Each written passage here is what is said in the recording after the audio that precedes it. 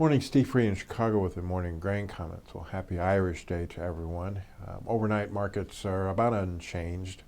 We did see a little bounce yesterday in the markets. I think it had a little bit of a post-Fed bounce in a lot of the commodities. And overnight we're just kind of feeling in the dark to see where do we go from here. If we close May beans where they are today, it would be the lowest weekly close since November.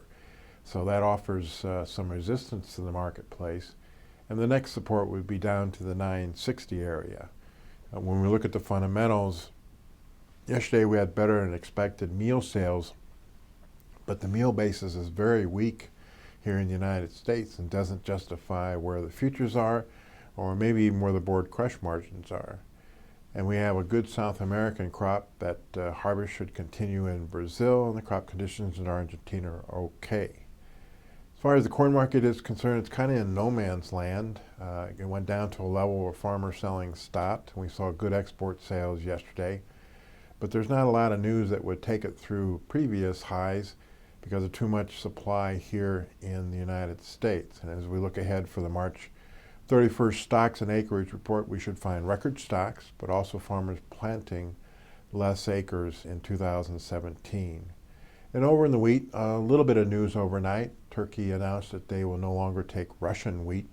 That's about 200 million tons, or about 80 million bushels that they have to find somewhere else. It doesn't look like the U.S. would be in that game, but U.S. soft wheat and low protein hard wheat prices are competitive in the world. So we'll see how much that political battle between Turkey and Russia affects the wheat.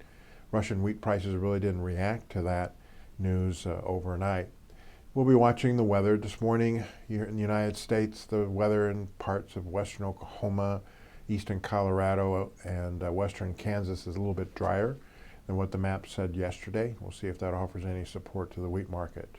Yesterday, the National Weather Service came out with their spring and summer outlooks.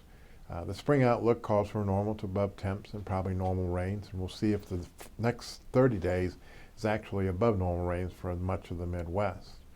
Their summer outlook calls for continued normal to above temps and maybe normal to below precip, especially in the heart of the Midwest. So we'll see if that gets any traction as far as down the road as far as price volatility is concerned. Yesterday, the U.S. President came out with his new budget, and it would suggest that it's going to cut 21% of the discretionary spending in the USDA. That could impact some programs, it could reduce staff, and we'll be watching pretty closely what it means as far as data collection.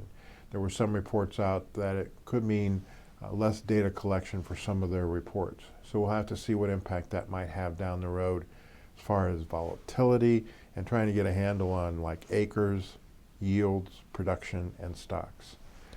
So the next big thing is the March 31st stocks, and we'll see what the government has to say before they have their funds cut.